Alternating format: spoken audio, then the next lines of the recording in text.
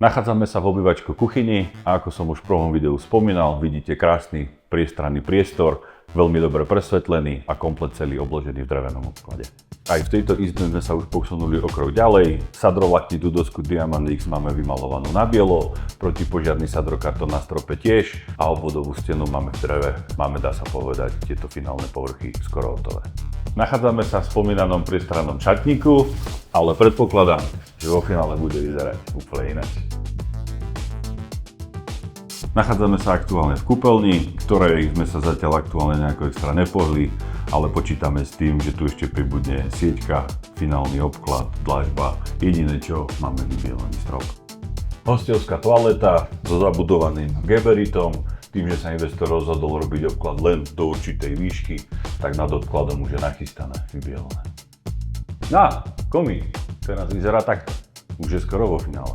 Sme v poslednej obytnej miestnosti, kde zás kombinácia sadrovlaknitej dosky s dreveným obkladom.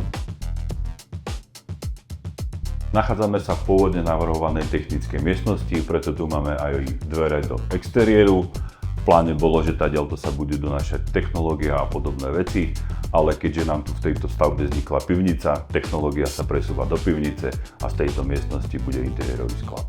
Chcete vidieť spomínaný veľkorysý priestor? Poďte sa pozrieť.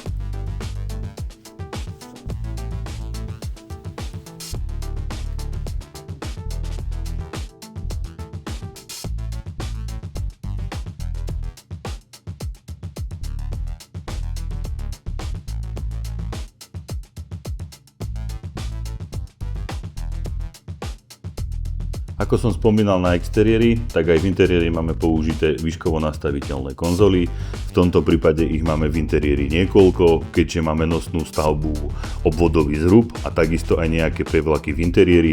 Aby nám to spolupracovalo, vieme s tým spoločne hýbať smerom hore a dolu.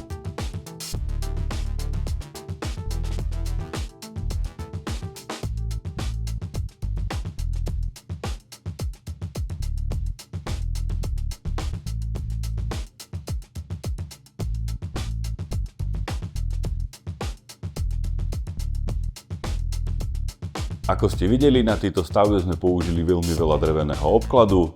Majiteľ chcel, aby táto krásna farba zostala čo najviac stála. Z toho dôvodu sme sa rozhodli použiť nátier od firmy ALK, konkrétne značku Diotrol.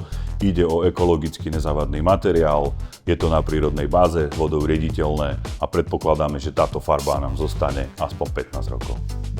Na záver pre vás ešte jedna kvízová otázka. Viete, prečo je tento detail takýmto spôsobom spracovaný? Napíšte nám do komentára.